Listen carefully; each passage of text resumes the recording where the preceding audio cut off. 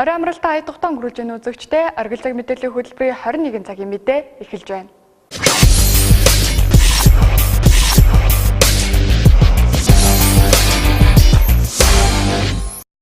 Орхон аймгийн хэмжээнд үйл ажиллагаа явуулж байгаа PC тоглоомын газруудыг бүгдийг нь хаана гэж аймгийн засаг даргын орлогч шуурхай хуралдааны үеэр мэдгдсэн. Тэгвэл 7 хоног байхад уг шийдвэрээс буцаж зөрчил гаргасан PC тоглоомын газруудыг хаана гэж хууль зүйн хэлцээс мэдэгдэж байна. Тэгвэл иргэд энэ тал дээр эсрэг байр суурийг илэрхийлж байна.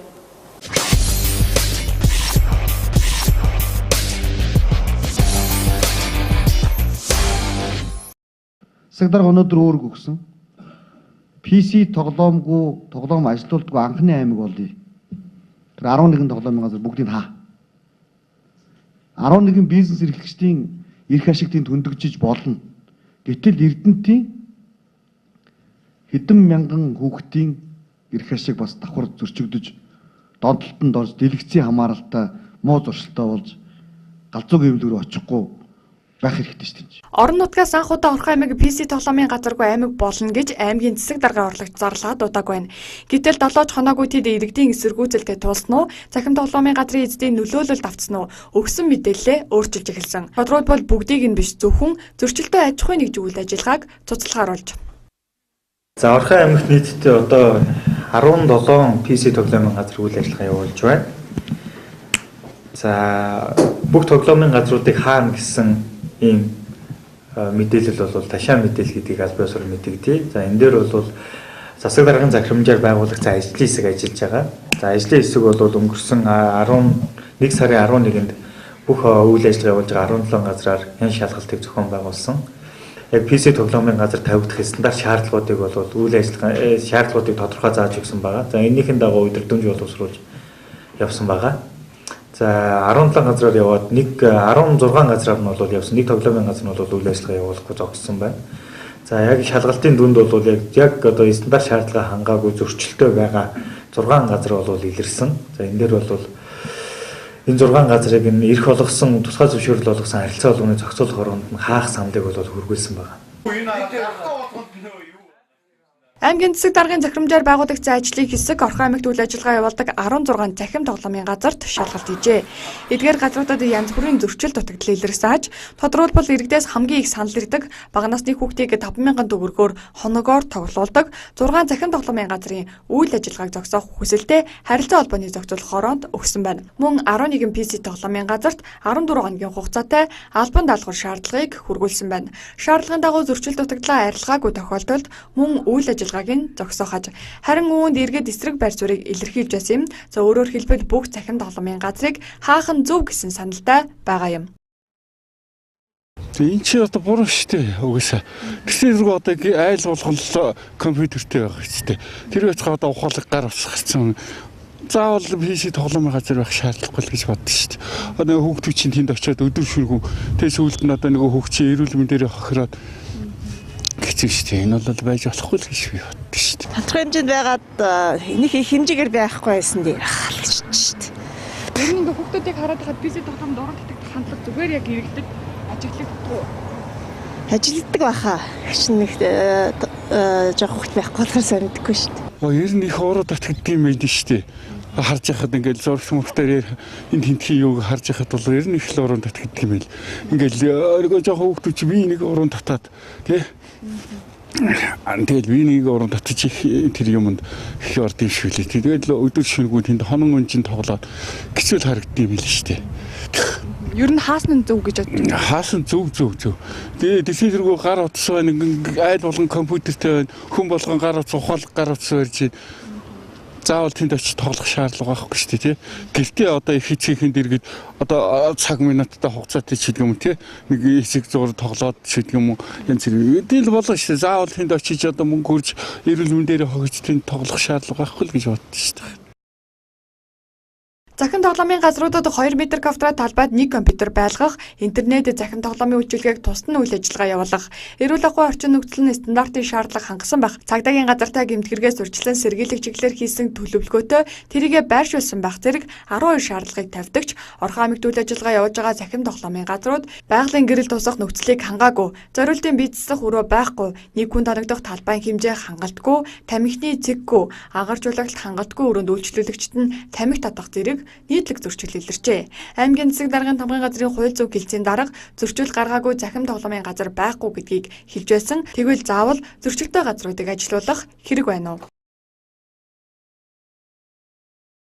Эрдэнэгийн нутаг дэвсгэрт орон байрны хулгайн гэмт хэрэг нэмэгдэх хандлагатай нь тиймээс гэмт хэрэгээс урьдчилан сэргийлэх зөвлөлөөс хулгай нэгдсэн арга хэмжээг зохион байгуулж байна.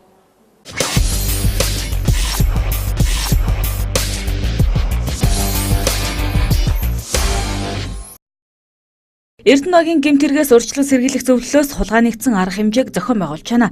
Сүүлийн өдрүүдэд тус багийн нутаг дэвсгэрт бүлэг болон хулгай хийх явдал эрс нэмэгдэж, иргэд өмч хөрөнгө алдах тохиолдлууд гарсаар байна. Иймээс багийн нутаг дэвсгэрт нийгмийн хэв журмыг хангах, иргэдийн аюулгүй амар тайван амьдрах нөхцөлийг бүрдүүлэх, хулгай гэмт хэрэгээс урьдчилан сэргийлэх сэрэмжлүүлгийг иргэдтэй байнга сануулгах зорилгоор хулгай нэгдсэн арга хэмжээг өнөөдрөөс эхлүүллээ. Мөн одоо айл өрхөд маань орон гэрээ эзэнгүү олон хоногоор эзэнгүү ямар нэгэн хараа хяналтгүй орсноос одоо хулгайчд эд зүйлээ алдах юм боломж болцоог үүсгэж өгч байна. За багийн ажлын албаны зүгээс бол Эрдэнэгийнхаа иргэдэд хулгайн гэмтрээс урьдчилан сэргийлэх сэрэмжлүүлэг мөн одоо яаралтай үед холбоо барих утасны жагсаалтыг ингэж сэрэмжлүүлэг хургуулж ажиллаж байна. Манай Эрдэнэт хөршийн холбоо ажилладаг.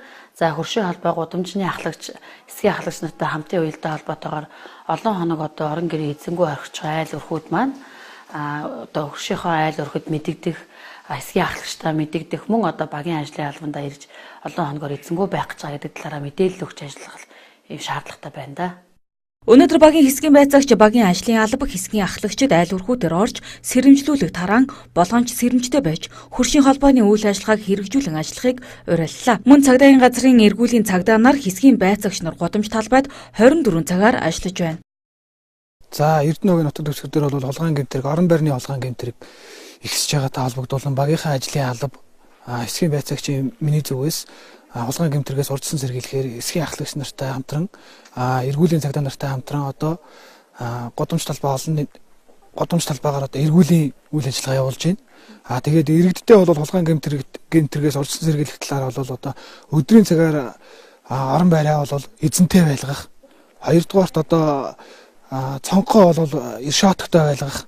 Тийм одоо иршаатгтай болгох тийм шаардлагатай байна. Тэгэхгүй бол одоо орон байрны хулгайн гэмтрэгт өөртөхөд аль ч айл одоо магадлал өндөртэй байна. Иргэд маань одоо гудамжиндаа одоо байгаа айл өрхөө сайн мэддэг, нүүж ирсэн одоо хажуу авирганыхаа айлыг сайн мэддэг, тэднэртэйгээ холбоотой байдаг, гарч орохдоо тэр хажуудлынхаа хөрш айлуудад одоо захидаг, манайхыг харж байгаарай гэдээ одоо хилдэг, барьдаг тийм байх хэрэгтэй байна. Хулгайн гэмтрэгээс урьдчилан сэргийлж өмч хөрөнгө алдахгүй тулд анхаарал болгоомжтой байж хөршийн холбоог хэрэгжүүлэн ажиллах, өөрсдөөс шалтгааллах бүхнийг хийж эд хөрөнгө хамгаалах нэн шаардлагатай байна. Гэмтрэгээс урьдчилан сэргийлэх нь ганц хууль хяналтын байгууллагын үүрэг биш, хүн бүрийн үүрэг юм а. Аймгийн хэмжээнд гэр бүлийн салбар зөвлөлт байгуулагдана. Энэхүү салбар зөвлөл нь 7-оос 9 хүний бүрэлдэхүүнтэй байх бөгөөд салбарын төлөөллийг оролцуулгаж, за мөн ахлах ангийн сурагчдад гэр бүлийн боловсрол олгохоор тусгай хичээлийг сургалтын хөтөлбөрт оруулан зааж эхлээд байна.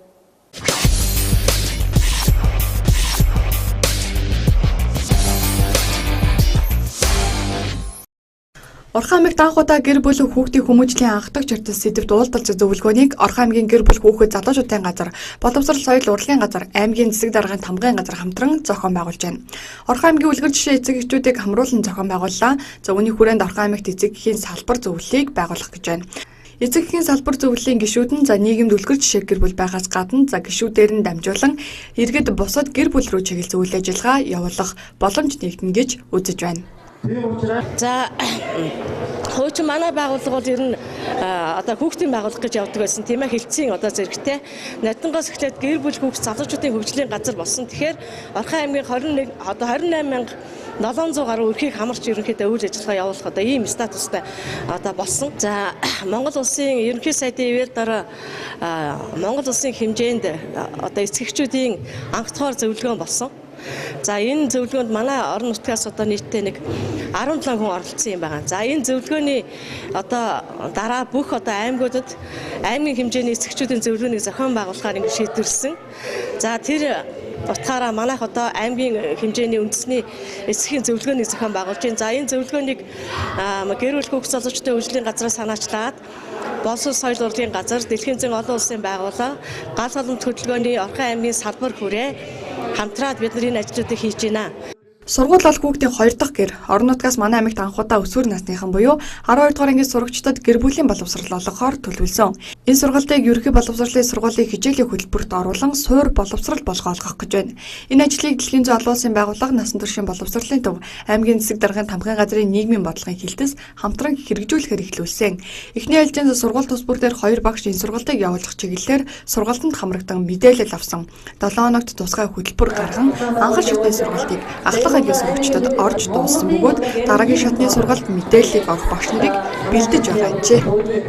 Өнөөдөр гэр бүл талаар Монгол улстай бас анхдагч болж энэ талын судалгаа, шинжилгээ, гарын авдаг зөвлөмжүүдийг дагнаж хариуцж явж байгаа намжил доктор маань өнөөдөр ирсэн байгаа. За манай аймгийн ерөнхий боловсрол соёл урлагийн газраас барьж байгаа бодлогын хүрээнд энэ намжил доктороо түшгэлж манай төрийн өмчийн болон хувийн хвшлийн 22 сургууль байдаг.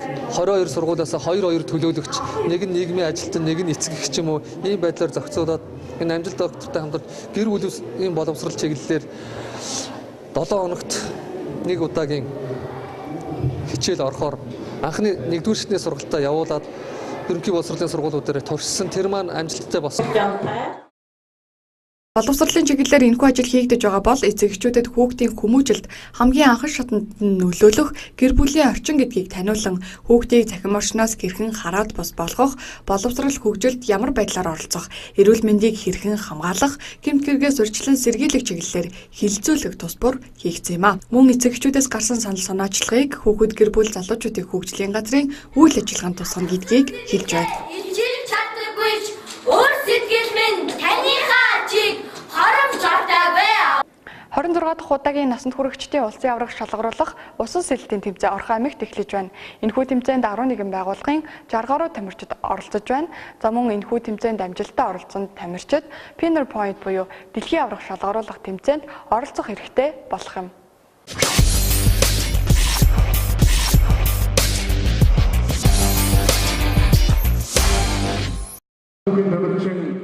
2018 оны насанд хүрэгчдийн улсын авраг шалгаруулах тэмцээн Орхон аймгийн Хангарт спорт клубт болж байна. Энэ жил 26 дахь удаага зохиогдож байгаа улсын авраг шалгаруулах тэмцээн 25-ны өдөр эхэлж 2 өдөр зохион байгуулагдана. Тэмцээнд Улаанбаатар хот болон Хөдөө орон нутгийн 11 байгууллагын 60 гаруй тамирчин 4 төрөлд насны ангиллаар өрсөлдөж байна. Энэхүү тэмцээн Монголын усан сэлэлтийн холбооны шинэ удирдлагын бүтэц сонгогдсны дараа зохиогдож байгаа анхны тэмцээн гэдэг утгаараа онцлогтой болж байна. Одоогийн улсын авраг 26 дахь улсын авраг Эрдэнэ хотод амжилттай зохион байгуулж байна. Тэгээд манай тэмцээн маань нийт 11 клубын 60 гаруй тамирчид тэмцээнд оролцож байна. Тэгээд спортын төрөл бол 4 төрлөөр одоо өнөөдрийн байдлаар 15 төрөл зайд уралдаа явж байна. Маргааш бас дахиад нэг 10 гаруй төрөл зайд уралдахаар тэмцээний хөтөлбөрийн дагуу явагдаж байна. Тэгээ энэ тэмцээнд маань 3 олон улсын хэмжээний мастер, тэгээд спортын мастерууд, эд мастерууд тэгээд манай одоо урдаа байдаг бүх эртний тамирчид маань оролцож байна. Тэмцээнд усан сэлэлтийн 4 төрөлд эрэгтэй эмэгтэй 4 насны ангиллаар өрсөлдөнө. Тодорхойлбол араа даллах, өврөөр даллах, далаангах мэлхий сэлэлтээр 6-аас 8 нас, 9-өөс 11, 12-оос 14, 15-аас дээш гэсэн 4 насны ангиллаар өрсөлдөх юм. Тэмцээний эхний өдөр усан сэлэлтийн 15 төрөл нь явагдаж дуусч аваргуудаа шалгарууллаа. Мөн эхний өдрийн дараагийн байдлаар спортын дид мастер 2, спортын мастерын болцыг 2 хүн тус хангасан юм. Мөн Монгол улсын рекордууд шинжлэгдлээ. Сэтгэл өндрээр яг өөрхөн бодсноор явж чадсан. Хэдэн төрөл орж байгаа юм бэ? Энэ одоо энэ тэмцээнд 9 төрөл орж байгаа. Тэгээд 2 бохотойгоо нийлээд 11 төрөл. Одоо 5 дахь жилдээ явж байна. Тэгээд нэлээд сайн. Клубын тамирчин байна. Орчлон клуб. Клубээс бас хичнээн тамирчин ирсэн байгаа байна. Манайхны 6 тамирчин ирсэн. Спортын ер нь бусад спортын ачаалал давуу тал нь одоо бүх залуучуудыг цөлөө цагаа зөв өнгөрүүлэх гэдэг л төлөвлөгөө болоо гэж байна. Улсын аваргаар ер нь бол яг усан сэлэлтийн онцлог гэх юм бол амар олон төрөлтэй. Олон төрлөөс олон алтан медаль авах боломжтой учраас ерөнхийдөө за сүүлийн 4 жил дараалаад улсын аварга болж байна. Тэгээд ерөнхийдөө Монгол улсад зохиогдож байгаа хамгийн том тэмцээн. Энэ тэмцээнээс улболоод дэлхийн аваргын ирэх, Азийн аваргын ирэх гэдэг тэмцээнүүдэд орох учраас ер нь бол Монгол улсад зохиогдож байгаа хамгийн том тэмцээн гэж хэлэх болно. Гарч ирж байгаа дүүнер маань их сайн цагтаа явж байна. Бас өрсөлдөөн их гарч байна. Ер нь бол бэлтгэл хэр хийсэн нь л ер нь бол гарч ирдэг. Тэмцээнд амжилттай оролцсон тамирчдаас Pinner Point буюу эрэгтэй эмэгтэй 2 тамирчин дэлхийн аваргад оролцох эрхтэй болох учраас жилийн улсын аваргаас илүү сонирхолтой хариуцлагатай тэмцээн болж байгааг онцоллоо. Мөн энэ жилээс эхлээ улсын аварга шалгаруулах тэмцээнийг Олимпийн зиглэлд ойртуулан 1-р сард багтааж явуулах чиглэлийг шинээр тэмдэглэсэн удирдлагын багаас заримдуулж байжээ.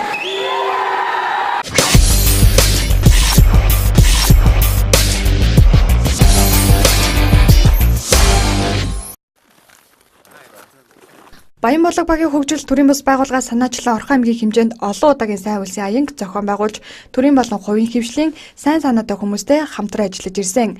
Тэдний тухайд энэ удаад цагаанчлууд багийн иргэн 3 хүүхэдтэй өрх толгойлсон эмэгтэйд туслаж байна. Хамгийн анх хүүгийн анги удирдсан багш Ариуна эцэгхийн зөвлөлийн гишүүдтэй энэ найлд туслах шаардлагатай байгааг дуулгаснаар Баянболог багийн хөгжил төрийн бас байгууллагт хандах болсон байна. Эднийх болохоор бүр ингээд бүр модон зуны амбар дотор айгүй хэцүү амьдардаг. За ийм олон хүний сайхан сэтгэл шингэсний үр дүнд бид нар өнөөдөр энэ хүүхдийн амьдралыг сайхан өөдөн татаж чадлаа. Тэг ямар ч гэсэн дулаахан орон гэрте болсон энэ хүүхд маань бас сайхан ингээд одоо хичээл сурлаганда амар сайхан тайван явах юм өндөр сэтгэлтэй болсон. За дээр нь би юу гэж хэлэх вэ гэхээр монголчууд маань одоо ингээд бие биендээ туслах үнэхээр сайхан сэтгэл гаргаж тусалдаг ийм сайхан өгөөмөр улсууд байдаг юм байна. Сайн улсын аянд хамтран оролцож дэмжиж ажилласан олон хувь хүн албан байгууллага бий. Үүний нэг бол 4-р микрот үйл ажиллагаа явуулдаг Оргил бичиг хэргийн дэлгүүрийн захирал Эрдэнэ юм. Тэрээр хүүхдүүдийг хичээлийн хэрэгслээр бүрэн хангаж том охиныг нь ажилд авсан байна. Яаж өвлийн хүүхдэнд одоо ийм байшинд одоо энэ хүүхдүүд амьдарч идэх юм болоо би тэрийг хараад бас айгүй гайхсан. Үнэхээр энэ туслах юмсан гэж би бас бодсон. За миний зүгээс энэ айлд тусалж болох боломж бол том охины ажлын байраар хангасан. Амьдрал ахуйгаа сайжруулах боломж болцоо таарах хүн хэдиж хүнд муу зүйл хийж үзээгүй. Үр хүүхдүүдийнхээ ирээдүйн амьдралын сайн сайхны төлөө өөрийн чаддаг зүйлээ хийж өдөр шөнөгүй зүтгэж яваа энэ нэмэгтээд Баянболог багийн төрийн бас байгууллагын хамт олон туслах болсон нь нүдэ олсон үйл хэрэг юм. Тэрээр нийт тусалж дэмжсэн өөрийг нь ойлгож цаашдаа илүү их хичээх урам зориг харилсан хүмүүстэй талархсан сэтгэлээ илэрхийллээ. Өмнө нь бол манайх ерөөс дулаалга байхгүй тийм зуны амбар байсан. Тэгээд гаднаас нь дулаалаад тэгээ төмөрлөөд дотрыг нь янзлаад цонхыг нь солиод дан тийм ийм шилэн цонхтой байсан. Тэр мөрийг нь бүгдийг сольсон. Тэгээд дотоод тавилга бол ерөөс бүгдийг нь шинжил сольж өгсөн. Тавилга бол үүндээ модцсон хуучирсан байсан. Эндээ хүн суух сандалчгүй байсан л та. Одоо охин маань ажилдаа орсон. Тэгэхээр одоо би бас тэгээд тодорхой хэмжээгээ зүгээр байхгүй мэдээж хэрэг ажил энэ хоёулаа тэгэл хамжаад улам цааш энэ хүмүүсийн хийж бүтээж өгснийг юу яндаа үргэлжлүүлэх хэрэглэж байна те. Энэхүү аянд жин сэтгэл гарган хамтран ажилласан олон хүмүүс байгааг дурдж байна. Хамгийн дурдахад Монгол аргачлал, Монгол инновац 9 билег захиралтай ийм компани маань бүх тавилга, бүх гадна дотн дулаалга, бүх санхүүжилтийн хөрөнгө оруулалтыг шийдэж өгсөн байгаа. Харватаж дүүргийн асуудлыг энэ компани шийдэж өгсөн байгаа. Энэ компани төлөөлөгч нь мөнх сайхан гэж Эрдэнэтэд байгаа энэ хүмүүс үнэхээр сэтгэл зүрхнээсээ үнэхээр их тусалтанд бас талархлаа. Бас амьдрал ахуйд нь тусалсан байгаа. Бидэнтэй хамтарч ажилласан байгаа. Самбуу төв ахын бас үнэхээр хамтарч ажиллаж тусалсан байгаа. Самбуу төвийнхэндээ бас баярлалаа гэж. Тусдам хэрэгтэй бүхэнд хүрч нийгэмд сайн сайхныг түгээж байдаг Баянболог багийн хөгжил төрийн бас байгууллагын хамт олон цаашдаач олон сайхан үйлсийн эзэд байх болно гэдгээ илэрхийлж байна.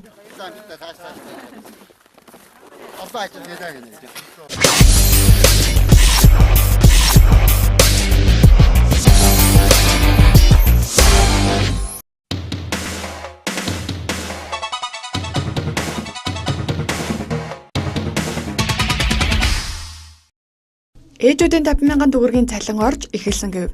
Цалинтай ээж хөтөлбөр хамрагдах ээж аавуудын 3 болон түүнээс дээш хүүхэдтэй өрх толгоос эцэг 50,000 төгрөгийн цалин энэ 7 хоногоос олгогдож эхэлсэн талаар хөдөлмөр халамжийн үйлчилгээний ерөнхий газраас мэдээллээ. Жирэмсэгчүүд төр хүртлээр 40,000 төгрөгийн тэтгэмжийг авах боломжтой бөгөөд хүүхэд төрөнгүүд 0-3 хүртэлх насны хүүхэд асарсны тэтгэмж 50,000 төгрөг авах хүсэлтэд сум хорооны нийгмийн ажилтнанд гаргана. Их олон хүүхэдтэй өрх толгоос их эцэг тэтгэмж олгох тухай хуулиар дараах тэтгэмжүүдийг олгохоор зохицуулсан. Үүнд жирэмсний 5 сартаагаас эхлэн хүүхэд төрүүлэх хүртэлх хугацаанд их сар бүр тэтгэмж авах хэрэгтэй. Төрүүлсэн 0-3 хүртэлх насны хүүхдэд асарч байгаа их сар бүр хүүхэд асарсны тэтгэмж авах хэрэгтэй. 4 хүртэлх насны ихэр хүүхэд төрүүлсэн их нэг удаа тэтгэмж авах хэрэгтэй. 0-18 хүртэлх насны 3 болон түүнээс дээш хүүхэдтэй өрх толгоолсон их эцэг улирал бүр тэтгэмж авах эрхтэй юм.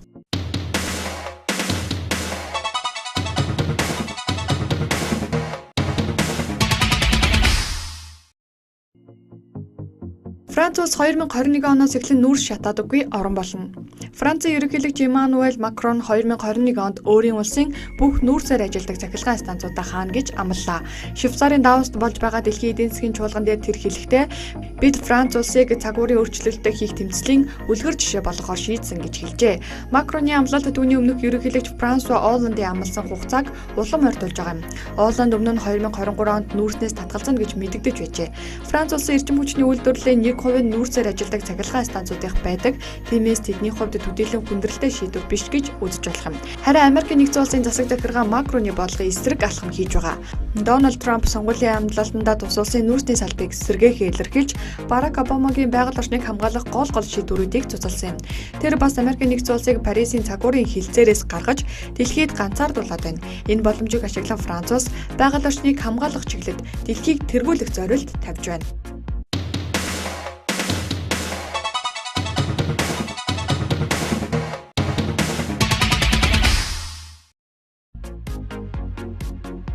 Холбогдох гэж байгаа Wi-Fi сүлжээнийхэн чанарыг Android урьдчилж мэдээлдэг болно.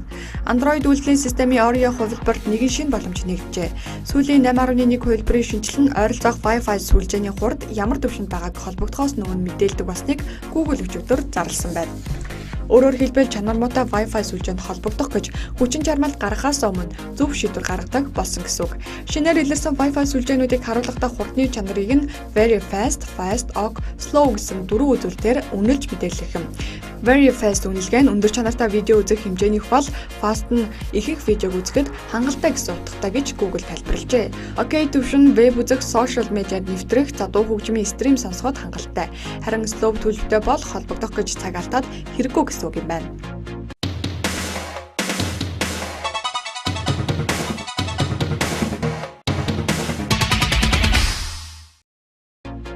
Хятадын эрдэмтэд анхудаа сармагчин хувиллаа.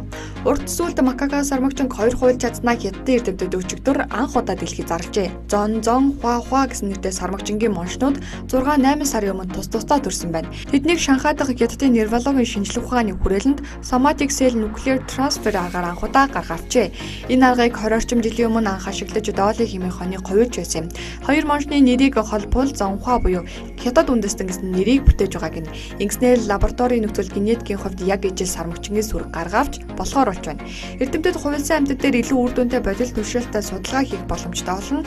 Тухайлбал нэгнийхээ тодорхой генд өөрчлөлт оруулж үр дүнгийн ижил хувилбарыг нь өөрчлөгдөг гентэй харьцуулж судлах гэх мэт. Тархины бүх төрлийн өвчин хор тавдар дархлааны системийн согог, бодисын солилцооны эмгэг гэд ер нь бүх өвчнийг ийм аргаар эмчилж турших юм. Сармагчингуудын өмнө нь үр хөвөрлийг хуваах аргаар хувилж байсан боловч энэ тохиолдолд ердөө 4 эд эрхтнэл яг ижил хувилагддаг гэжээ. Харин энүүдээ ашигласан арган за амьтныг бүхэлд нь яг ижил хувилж чадна, мөн онлын хувьд хязгааргүй тоогоор хувилах боломжтой. Сармагчингуудыг хувилах бэлтгэлийг хангахын тулд сүүлийн 3 жил ажилласнаа Хятадын эрдэмтэд мэдээлсэн байна. Гэхдээ амьтныг ингэж хувилан туршилтанд ашиглахыг зарим судлаачид шүүмжиж, ёс зүйн хэмжээний асуудал яригдах нь гарцаагүй гэдгийг тэд хүлээн зөвшөөрч байна.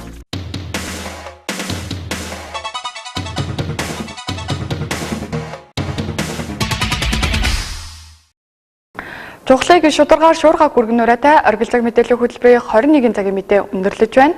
Мэдээллийн хөтөлбөрийн төгсгөлд цагаагаар мэдээллийг хүлээн авна.